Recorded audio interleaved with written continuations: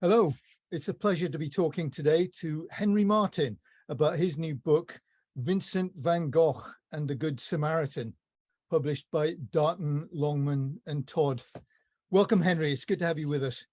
Thank you so much for inviting me. I'm very, very happy to be here. Thank you. Henry Martin is a writer, an artist, and an ordained Anglican priest, currently living in France. He's worked in parish ministry for many years and also as a chaplain at a large prison in Manchester in the north of England.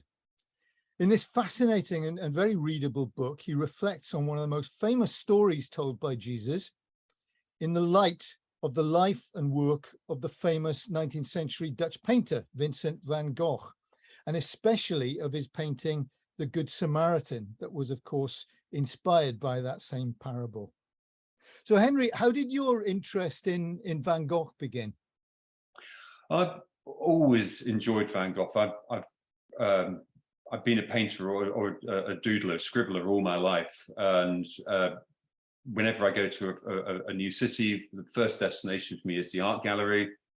And I don't think there was a point where I decided I was going to become a Van Gogh aficionado. I just realized that I was constantly drawn to his work. It is all around us as well. I've just noticed you've got his skeleton behind you on your bookcase. Smoking a cigarette. Yes, but he's absolutely everywhere. If you watch Modern Family, at one point, one of the characters puts on a straw hat and has a ginger beard, and he's instantly recognizable as Van Gogh. Do we need to do the pronunciation of his surname? Yeah. I mean, I've got it wrong, obviously. How should I? No. Well, I don't think any of us get it right. You need to be Dutch to get it right, and you need to. And any Dutch listeners will go, "Oh," shake their heads. But I think it's something like Van Gogh. But that's Gogh.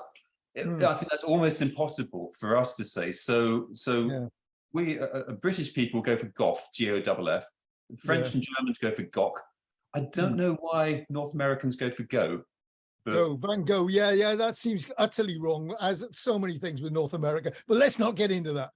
But I'm going to stick with Gogh. But interestingly, he knew this was going to be difficult, and that's why so many of his paintings are signed Vincent, because that works in Vincent works in across the languages, and it's everyone can get their mouths around that. Yeah, well, thanks for setting us right on that one. That's important, isn't it? You're an artist yourself, so were you trained in art history? Did you kind of delve into Van Gogh at that point? Stick with Gogh. I studied a lot of art history when I was in Leeds University. It was mostly architectural history. So what I've learned about painting, I've learned through just my own private reading.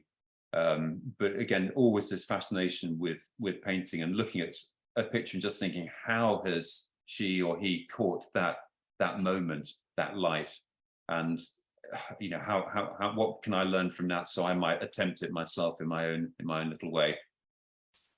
One of the really lovely things about this book is the way that we hear Vincent's own voice. I mean, him talking in his own words through his letters to family and friends and so on. It must have been quite exciting to delve into all of that. Oh, it was just pure pleasure. I've got here my very, very battered copy, my Penguin Classics, of his collected letters, which I've read and reread and scribbled over and stuck notes in. He never intended us to read these. They were not performance pieces. His art was for the public. These were just his private thoughts, mostly to his brother Theo. So we really see his soul unfiltered in his letters, and I think anybody who's interested in knowing more about Van Gogh, his letters are such a brilliant place to start. They're so fresh, so readable. He doesn't, when he's angry, he just lets rip. He rants, he raves, he talks about beauty, then he slips in a shopping list saying, "Oh, Theo, I've run out of zinc white, so can you send me 2 tubes, please, and some more canvas?" So they're not performance pieces written for a wider public, but I love them. That is one of the most sort of poignant things about his whole story, isn't it, really? I mean, you draw attention to this in the book, but the way in which in his life he lives in obscurity. I mean, there are many elements of his life and his story that are really kind of tragic, aren't they?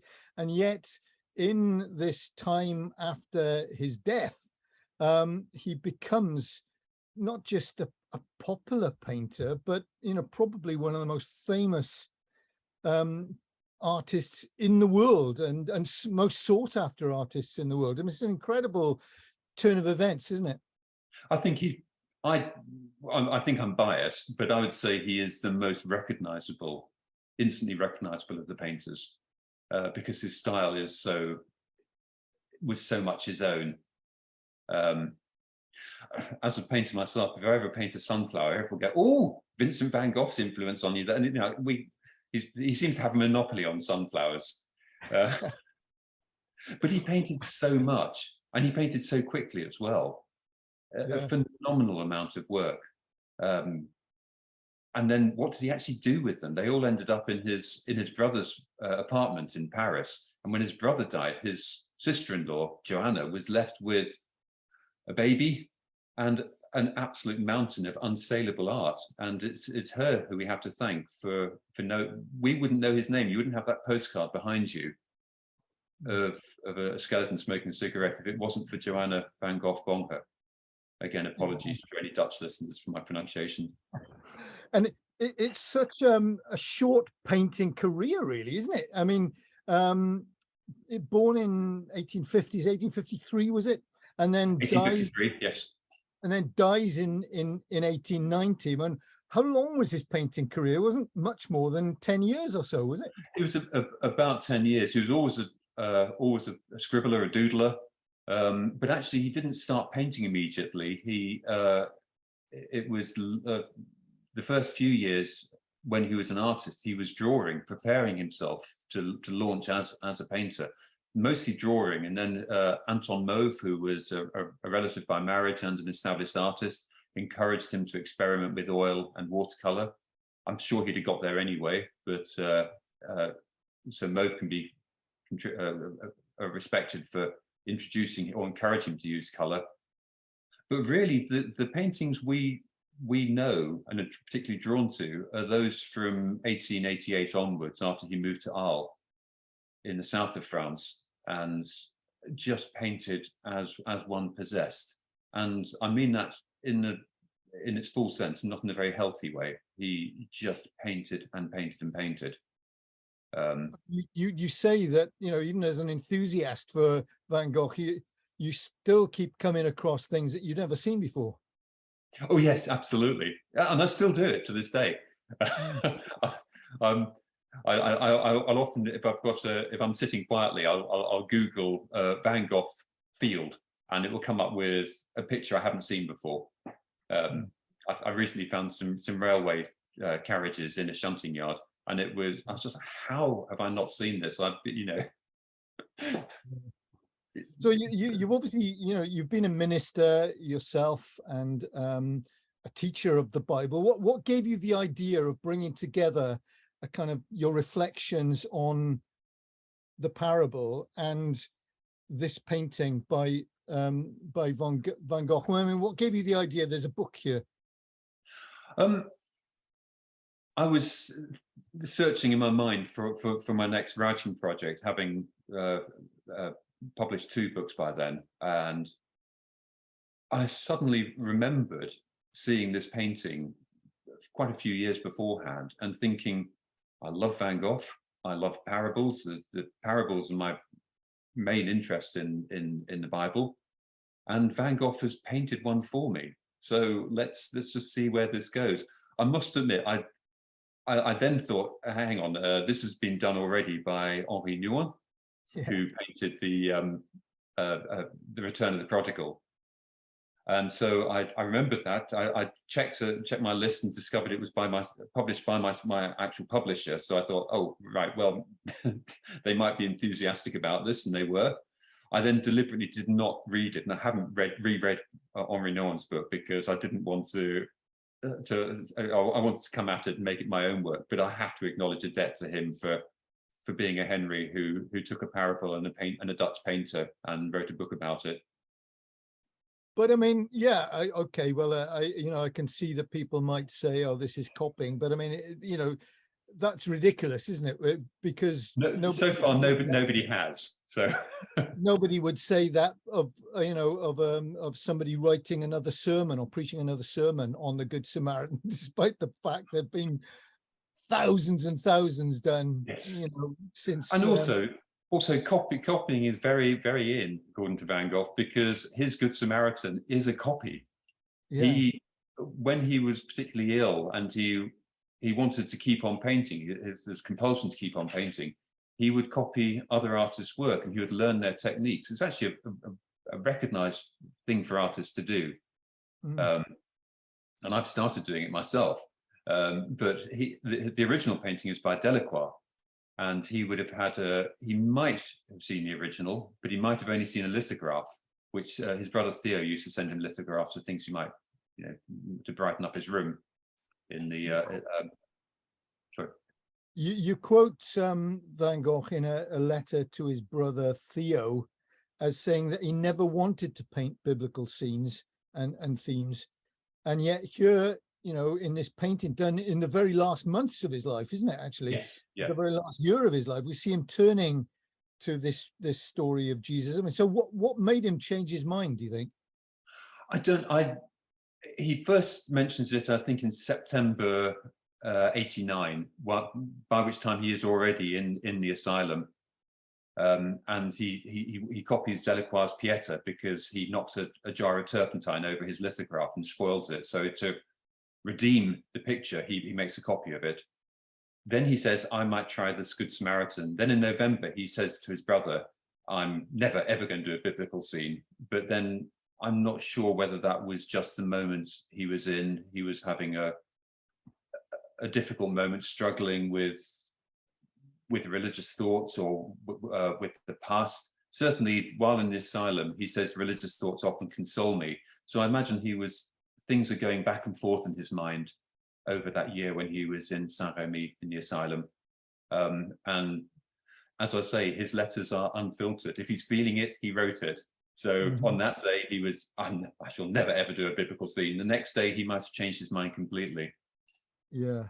And mercifully, he did in March, May, just before he left, he's settled down and actually executed this painting, which has brought me so much joy, certainly. So this is the original by Van Gogh himself. Yes. In 1890, and this is what you say he was copying. It looks to me, I mean, I'm not an art historian, but they're very, very different, aren't they? Well, if you take the color out of the Delacroix and just have the figures, then actually, and then turn it make a mirror image version of it, you can see how he then produced his own. But he definitely added his own colors. But the pose of the Samaritan, the slumping of the wounded man, I'm never sure if it's a horse or a mule. Looks in both cases slightly bemused by what's happening to him, and also the priest and Levite are visible in both. But Van Gogh's is a much flatter palette in terms of tone. The Delacroix has very striking dark shadows, which Van Gogh lightens. Van Gogh also dresses his Good Samaritan in yellow. His outer robe is yellow, which is his color for joy, for holiness and happiness and good things. Yellow is a healing color in his palette. Eugene Delacroix was also a 19th century painter, kind of slightly older Slightly generation. before, a few Yeah. years before, and he was Yeah. established and well known enough to have lithographs of his work produced in Paris, and then Theo posted it on to Vincent. And so Vincent's copy wouldn't have been in color. It was a No, his copy would have been in black and white. This was a complete revelation to me when because we can see figures all the time. You know, we have magazines, the internet. There are photographs surrounding us all the time. I mean, if we want to draw a figure, if I'm doing a figure, I just type into the internet reference pose, kneeling, crouching, whatever, and I will get 100 images of different figures. But for Van Gogh, he didn't have that. If he wanted to draw a figure, he had to pay someone or persuade someone to sit for him. And either that or draw, sketch them surreptitiously, which I sometimes do if I'm at a sufficient distance. But people don't often like that. So his best way of drawing, of improving his figure drawing, practicing figure drawing, was to copy other people's work, and that would have been primarily in the form of lithographs. So this painting that begins as a copy, but certainly it's, when you look at his version of this, it's so distinctive, isn't it? And it couldn't be anyone else. It's either Van Gogh or someone copying Van Gogh, but it's his style. Yeah, absolutely. And yet there are similarities. But you know, when you think about the parable itself, the parable of the Good Samaritan, it's been beloved of biblical interpreters, preachers from Origen, as you talk about yourself, Augustine, right through to Martin Luther King, preached very famous sermons on this. What do you think a painting can do to bring a new take on a very familiar story, do you think? I think Van Gogh absolutely captures the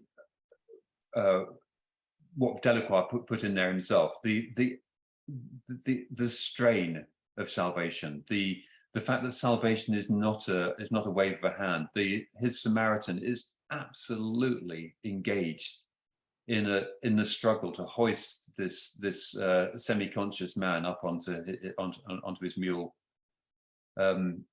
I think by giving faces to the two main human players in this drama, he says something that we can't get just from the reading of or the preaching of the parable. Also, he gives it a very clear sense of location. He never went to the Holy Land, and I don't know if Delacroix did. I've never asked myself that question. But this is a fantastic landscape, but not an easy landscape. It's not a welcoming landscape, in my view. It's somewhere where you wouldn't want to dawdle. You want to press on. One of the way you do it in the book, you break the story down and the painting down, and yes, certainly into the various kind of aspects of it, and then the characters particularly. But you begin with a chapter in terms of looking at the painting on the road itself.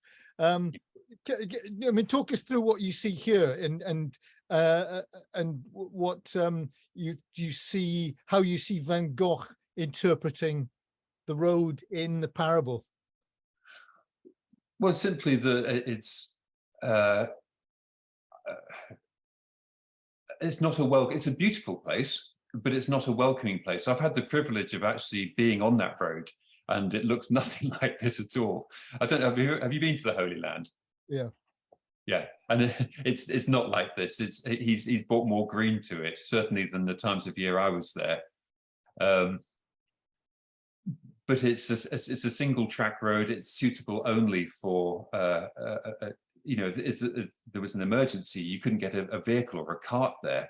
It's purely for animals and for pedestrians. This is one of my gripes with the painting for Delacroix and Van Gogh, is that I think the parable only really makes sense if priest and Levite are both on the horseback themselves or have a mule, which they don't here. Why is that? Why do you think it only makes sense if they're on horseback too?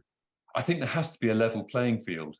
If the Samaritan turns up with a beast of burden, he's at an incredible advantage. The priest could say, well, I saw this poor guy, I didn't know if he was dead or alive. What was I supposed to do? If I'd had a horse, obviously I'd have stopped and helped him, but there was nothing I could do. Was I supposed to just sit there and wait for the robbers to come back or someone else to turn up? So that each of the three passers-by or the three other people making the journey are on an equal footing, they need to actually have a beast of burden with them, so that they will have the same chance of rescuing the wounded man. I don't think it was a path, returning to your original question, that was suitable for lone pedestrians. I think either groups of people or somebody mounted on an animal, simply because it was so dangerous.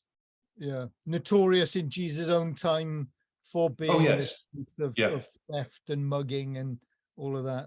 Yeah, I remember listening to a scholar in the Holy Land called Jim Fleming, an American guy, amazingly amazing researcher, and he said that as people began the journey, they would ask someone at the top of the road, who's come past recently, who else is on the road, because it was a dangerous road, and you got more safety from knowing as much as you could, find out as much as you could about other people who were sharing the journey with you. So when the Samaritan set out, whichever direction he was coming from, he would have either passed the priest and the Levite, or he would have heard that they'd set out before him. So he'd have a reasonable idea who else was around. And also the road. Oh, sorry. The road twists and turns, and so and comes up and down over the mountains as it descends from Jerusalem to Jericho. So you can see quite a long way ahead. You can suddenly see the road in the distance, and you would be able to see figures on the road. And again, as you walk it, your senses would be absolutely on full alert for anybody who might hurt you, because it was notorious as a place as a hideout for robbers, as happens in the story. Yeah. I think the road was so notorious that when Jesus begins the story, a man was walking down from Jerusalem to Jericho, people automatically think, oh no, we know what's going to happen next. He's going to get attacked, because that's just what you would expect on that road. And somehow or other, despite his own, the fact that he'd never been to the Holy Land, he does capture, Van Gogh, in this painting, that sense of the inhospitality of this place. And the kind of threat of it in a lot of ways. I mean, these are really threatening cliffs, aren't they, on either side? There's nowhere to run. You are either on the road or well, that's basically your only option, is to stay on the road. You can't go to the left or right, because there are these rock walls ahead of you, and that's not quite how it is in reality. But actually, there's a sudden drop or a very steep climb on either side as you go down the old road from Jerusalem to Jericho. So he has caught that sense of being very stuck on one place. There's not much opportunity for going wandering around, I don't think, and there's nowhere else to go. There are, it's a wilderness. You focus on the different characters in this story, and obviously the central figure here, who you begin with, of the wounded man. That does seem very close to Delacroix's kind of portrayal of him. What do you take from the fact that Vincent is treating this? You ask questions about who is in his mind, who's he thinking about, as he portrays each of these characters. With the wounded man, who's he thinking of, do you think? Vincent van Gogh was a very compassionate soul, and he was a keen observer of his fellow humans. And so throughout his letters, we get these references to people he's seen who make his heart just stop or his heart bleed. It starts when he's in England, and he's teaching in a school, and one of the schoolboys has been naughty, and they're all banned from having supper as a joint punishment. And he writes to Theo how awful it was, the melancholy of seeing these boys who deprived of their supper, but and that's their principal joy in their day, having food, because they live miserable lives. And his heart goes out to them, and he continues doing this right up to when he's in the asylum. And he hasn't been in very long, and a new patient arrives who's clearly very, very distressed and makes a lot of noise and is quite abusive and aggressive to the staff and keeps Vincent awake. But he doesn't complain about him. He just says that he hopes that he'll settle, and he admires the staff's patience and compassion. So he always had an eye for people who were going through hard times. I don't think he was particularly self-piteous, but he certainly was deeply wounded by life himself, and particularly by love. I put in that chapter, I put in a little summary of his romantic life, which is far more shipwreck than plain sailing. He desperately wants to find love and settle down and have a normal family life and become a father, and it's not happening for him. Yeah. And yes, I mean that quest for love is a kind of recurring theme in your book and in his story. It seems these are a kind of disastrous love of one in particular. It's Key Voss, isn't it, who is the really kind of disastrous, who is actually his cousin. Yes, she was his cousin. She was widowed. She had a child, and I think she was just concentrating on her grief and the child, and didn't notice that her supportive cousin was falling in love with her. But when he declared his love, she said very kindly, I think, "No, never, ever." And he spent a long time trying to unpick what she was really meant by "no, never, ever." Actually, it's very clear. Yeah. She's just not that into you. It doesn't speak well of his kind of emotional intelligence at that point, does it really? Well, I think this is one of the great paradoxes of Van Gogh, that he is such a keen observer of other people, and he's sometimes so in touch with his own feelings, but when a passion takes hold of him, he just can't see beyond it. So he still struggles. Much later, Key Voss appears again and again in his letters, just where he just says to Theo, I still don't understand. This is still a wound, and it still hurts, and I just can't understand why she didn't return my love, and he can't really grasp the fact that she didn't fancy him. He wasn't appealing to her. He was, she liked him as a cousin. That was it. Mm-hmm. But very sad. There are various kind of episodes where this becomes even more disastrous, a kind of confrontation with his uncle and aunt and so on. But he crashes into their home unannounced in Amsterdam in the middle of winter.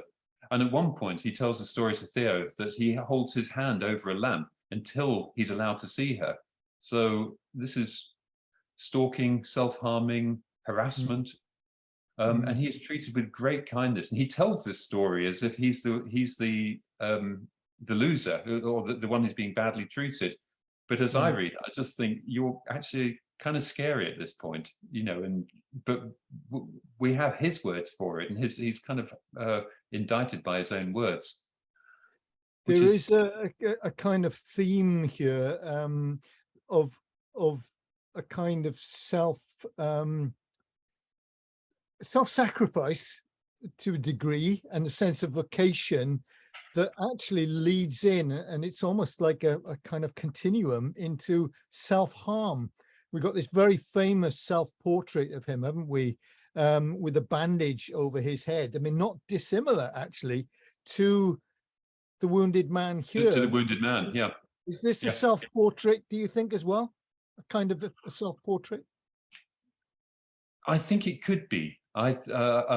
He talks about other paintings in which he identifies himself as I'm like this. And there's one particular painting where he identifies himself as more than one character in the painting, which gave me hope when I was writing, to think, well, actually, he could have looked at this. And when he was painting the wounded man, he could have thought, yeah, this is a bit like me. And particularly the bandage round the head. He had by that time painted at least two portraits of himself with his ear bandaged, looking slightly rueful, as one would when after a horrific episode like that, and he's now got a bandage over where his ear was, and probably wondering what on earth gripped him to make him do such a disastrous act of self-harm. Yeah. So I mean, the picture that emerges of his character is very, very complex. I mean, sometimes one gets the feeling of in certain kind of portrayals of him. I'm thinking of that very famous song, Vincent, actually, from the 1970s by Don McLean, isn't it? Yes.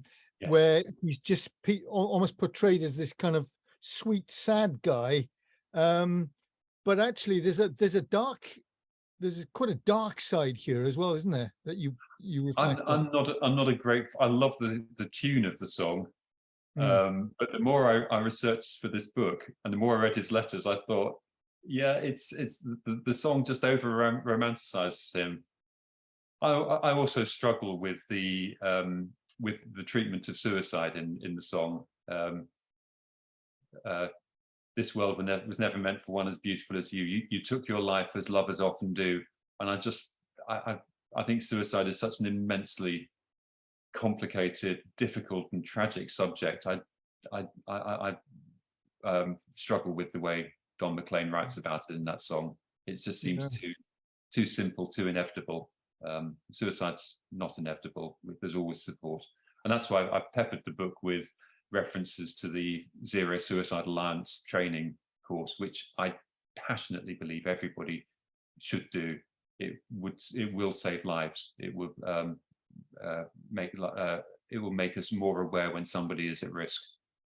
Yeah, it's really interesting, isn't it, that one of the the very first telephone dedicated helpline, I think, 24-hour helpline for people who contemplating suicide was founded by a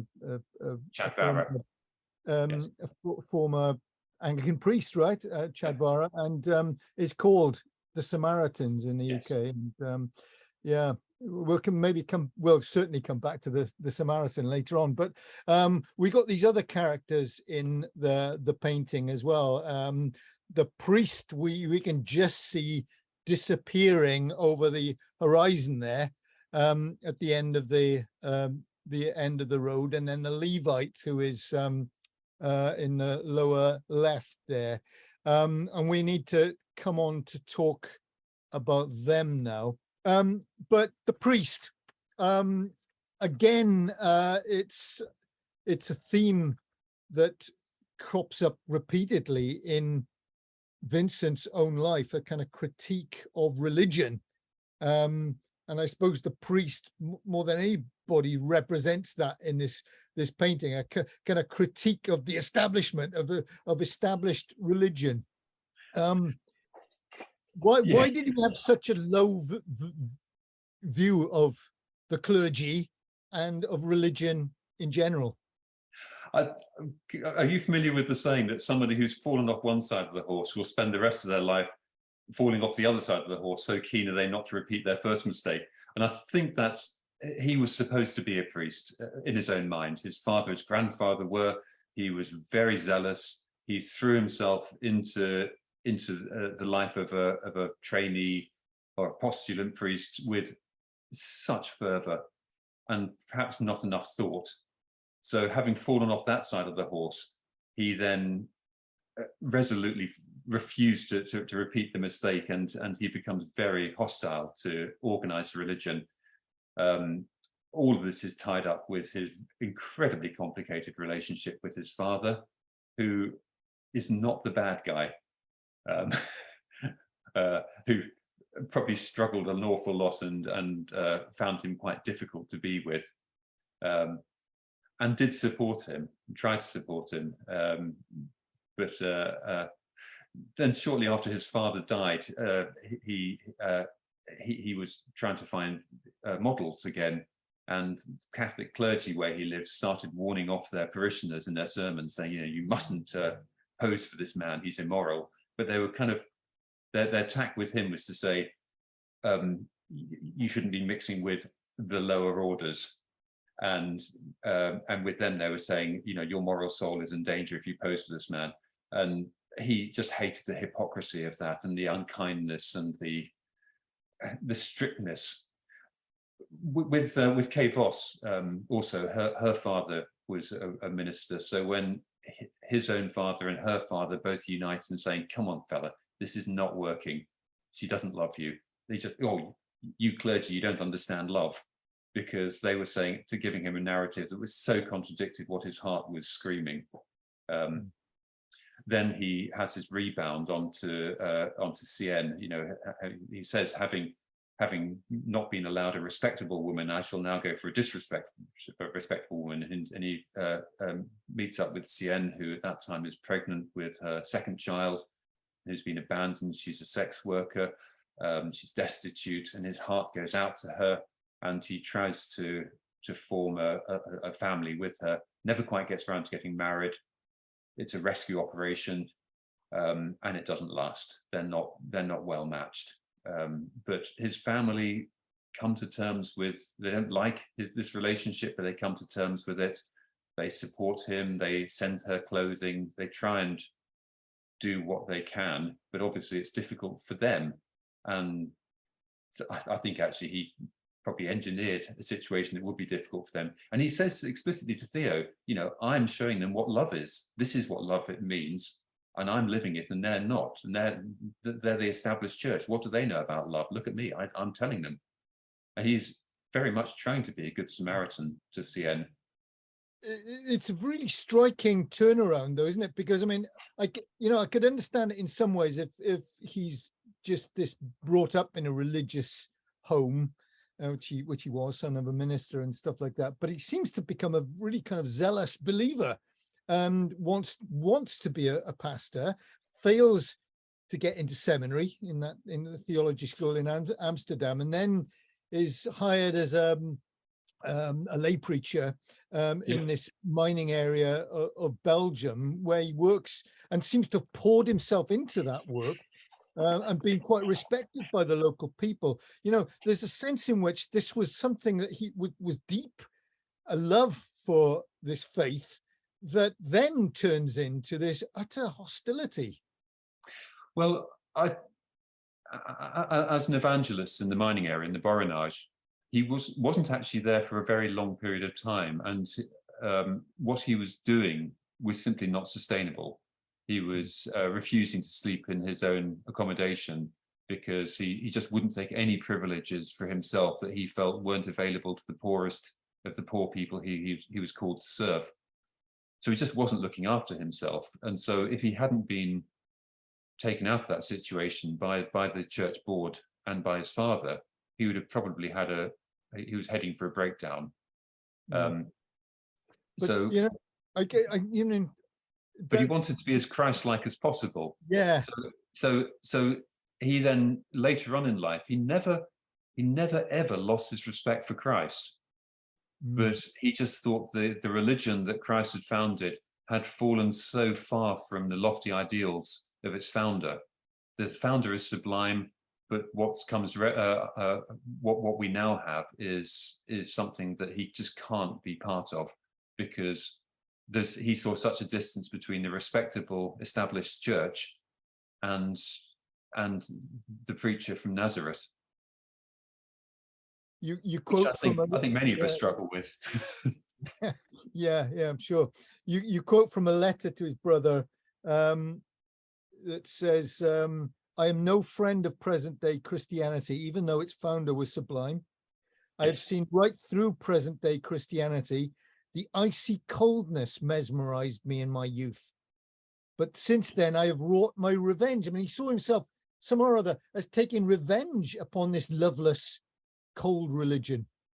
Oh yes, yeah, and I think I'm not going to say it's completely calculating with CN. I'm sure he had genuine feeling for and genuine compassion, but it was also useful for him in his battle with the church against his father, because he was being truly righteous, truly loving, and his father knew nothing, and the world his father represented knew nothing about love, even though his father was sending him warm coats in winter. But Yeah. logic doesn't always sit too well with passion. So you've got this the priest in the painting kind of disappearing over the horizon. You can hardly see him for dust, really. Yeah. As you say, he's almost one with the cliff face. And then more closer you see the Levite. Now, obviously the priest and the Levite were closely, their roles were very similar. They shouldn't have passed by on the other side, either of them, and they do. What do you draw of the Levite, actually? The Levite was the bit I was dreading the most, and turned out to be one of the longest chapters. I thought, oh, the priest is always easy to pin down. Nobody wants to play the Levite at school when you're acting this out. Nobody wants to play the wounded man, but the Levite, we don't really even know what a Levite is immediately. But actually, I found several people in his life who could have helped him but didn't, and has passed on by. So Mr. H.G. Terstig, who was one of his mentors, and then Anton Mauve, who I mentioned earlier, who was a great artist and again a mentor for him. There was Gogh, who certainly in his mind, whether fairly or not, the artist Paul Gauguin, who scarpered off to Paris just after he cut his own ear off. Again, appears to be somebody who, in his mind, someone who deserts a friend in need. But perhaps most tellingly, after he'd cut his ear off and been taken into hospital, some of the people in Arles raised a petition to have him kept in hospital and not allowed to return to his home, the Yellow House. And that wounded him very, very badly, far, far worse than a Levite just ignoring someone. And it was perhaps more like seeing a wounded man and giving him a kicking. It was really very, very damaging to him, and it knocked a huge hole in his confidence when he was already ill and quite unstable. And I think I write in the book that if anyone is equivalent to the robbers in terms of just being cruel to him, it would be the people who signed the petition. But it was very few people. He thought it was 80. It was more like 30. Now, there's a fascinating book by Bernadette Murphy, Van Gogh's Ear, and she's gone through all the records and traced all the signatories. I mean, a work of passion and obsession, which is great. And she's found out that some of the people who signed were illiterate, and mostly it was somebody. It was the leaseholder of the Yellow House who wanted to swap the lease to somebody else, and actually taken a payment from them so they could set up a tobacconist's shop. But he didn't know that. He just saw people being nasty to him when he was down. And when you have 100 good reviews, don't make up for the damage of one bad review. So I mean, it is this the fact that it's a kind of put up job, and he didn't really understand that it's a kind of a campaign by a small number of people against him. Well, I'm thinking when I've had a less than favourable review, it doesn't matter what people say after that. The bad review stays with me, and he thinks this isn't a bad review. This is 80 bad reviews, and no matter how many of he had a lot of friends in Arles, but no matter how many of them said that, oh no, we still love you, we support you. He's just thinking that 80 people hate him enough to sign a petition to have him banned from returning. Which I can get how damaging that would be. Yeah, I was really interested by the way in which you in terms of this Levite, going back to the Levite, you know, they're obviously moralistic type people in his life, and you know, they're kind of judgmental. Whether they're particularly associated with the clergy or not is another matter. But it's more than that, actually, in the case, the way that you interpret this, because he sees people who don't respect his art, who don't actually value him and his creativity in general, actually, that some or other they are kind of identified with that passerby on the other side. And you've got a great line about the Levites are like the ones who back away from the blank canvas. They're addicted to mediocrity. Yes, yes, and his worst insult for anyone is to say that they're mediocre. And it's actually, he doesn't use Jesus' words in Revelation, but it's to me, it's very akin to, I find you neither hot nor cold, but lukewarm, and so I spit you out. That was one of the churches. But I think that being mediocre, kind of, you know, timid and not just getting your canvas and slapping paint on it, just get started for goodness sake. You know, don't mess around with little lines, get some paint, slap it on. That's his personality, and people who are going to be timid about art or creativity and love and life, he's got no time for them at all. Great. So you move on finally to the Samaritan himself, who is another one of the central characters in the jolly story we know, named after the Samaritan. Who do you think are his models for the Samaritan in Vincent's life? There are several candidates. There are a lot of people who are good to him, including his parents, but I don't think he'd have acknowledged them. There was Reverend Mr. Salas, who was a Protestant minister living in Arles, who looked after him very carefully. But the main one would be his brother, Theo, who financed him and always supported him, even when he was such a trial. Theo writes to their sister what life is like with Vincent living in the house, and it's not a pretty experience for him. Vincent turns up. Theo has a small apartment in Paris. Vincent turns up one day and announces he's moving in, and apparently just causes havoc, because he can be very charming, very affable, but he also can be incredibly irritable, and you just never know which one you're going to get. But he is consistently messy. There are paintings everywhere. But Theo continues to support him, continues to believe in him, and funds him. Without Theo, we wouldn't have Van Gogh's art, because his living expenses and his materials were all paid for by Theo. Vincent struggled with this. He's constantly apologetic. He feels a huge burden that, you know, one day my paintings will sell and I'll be able to pay Theo back. Of course, they did sell, but he can't pay him back. And the other good Samaritan is his sister-in-law, Theo's wife. His wife, yeah, who I mean, she is widowed very, very shortly after Vincent's own death, isn't she? Theo dies. Yes, about 6 months afterwards. And it's, you know, some people have argued that Theo, he was obviously suffering with health problems, but the death of his brother would have hit him so hard that might have just taken damaged his physical health as well. His grief was so intense. So she is left with a baby and this stack of paintings, and needs to make a life out of it. And her efforts, she is one of the great heroes of the art world. And I think there's a Hollywood film beginning with her discovering her husband's death and then turning her life around to create this worldwide appreciation of Vincent van Gogh's work, and the letters of the two brothers, which were very key to her as well. Someone needs to make that film. I'll be a consultant. Excellent. Yeah, well, you know, I think you ought to maybe tote the book around some Hollywood producers or other. But to go back to Theo, he, I mean, he obviously loved his brother and was deeply committed to him, and Vincent obviously felt that he could pour out his soul to Theo in a way that he probably could to a few others.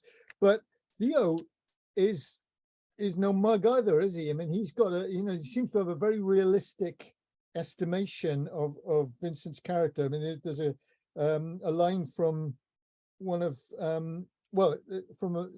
his wife's memoir, actually, where she quotes Theo as saying, "It seems as if you were two persons, one marvelously gifted, tender, and refined, the other egoistic and hard-hearted. They present themselves in turns so that one hears him talk first in one way, then in the other, and always with arguments on both sides. It's a pity that he is his own worst enemy, or his own enemy, for he makes life hard, not only for others, but also for himself." Yeah, if you have a small flat in an apartment in the middle of Paris, and this guy suddenly moves in unannounced, it's not going to be a picnic. So Theo knew this of him, and yet still continues to fund him, and is still absolutely brokenhearted. But I think that's what love is. You know, love is not thinking the person we love is always wonderful all the time. It's being realistic about them, and sometimes gritting teeth and saying, "But I will continue to love." And then in terms of, I mean, the exploration of who the models are for the Samaritan, you home in upon Jesus himself as that compassionate Samaritan for Vincent. I mean, let alone theologically and what one does with the interpretation of this passage, but that his attitude to religion is contrasted with his attitude to Jesus. And so again, in a letter to a friend, he says that the consolations of that deeply saddening Bible, which rouses our despair and indignation, which grieves us and utterly outrages us with its pettiness and contagious stupidity, the consolation is that contained within, like a sweet nut within a hard shell or bitter pulp, is Christ. That's quite a testimony. It is. He really is no fan of organized religion by that point. And that's probably why, referring back to an earlier point in our conversation, why it was those kind of thoughts that led him to say, "I will never paint a biblical scene." But somehow there's something compelling about Christ and Christ's stories that takes him back from that position to the point where he finds he does want to paint the Good Samaritan and other images of Christ as well. But he painted an image of Christ in the Garden of Gethsemane, but considered it to be so awful that he just scrapped it. And I wish he hadn't. I'd love to see what he would have made of an image, you know, how he would have depicted Christ, how he'd have shown Christ's face. You mentioned that he did actually copy another of Delacroix's paintings, lithographs, which is the Pieta. Yes. Of course, an incredibly famous image in the history of art. Have you seen that? Oh yeah, so he does have Christ's face there, but that's Delacroix's version of Christ's face. I'd like him to have just seen what he did with a blank canvas. You know, here's a blank canvas, paint a portrait of Jesus, and see what, you know, that to me would be absolute gold dust. Yeah. A bit, you know, Rembrandt painted portraits of Jesus and went and sought Jewish models, and was quite revolutionary in doing so, recognizing that Jesus was Jewish, which shouldn't be a shock, but apparently is.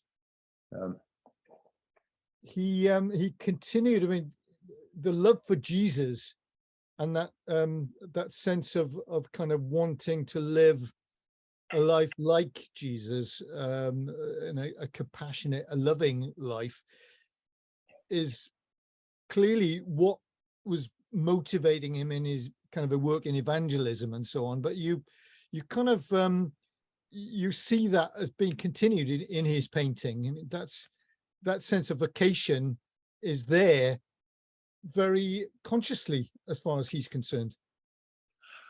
Yes, it's unfortunate, having chosen a bad box, if you like, in which to put his religious vocation.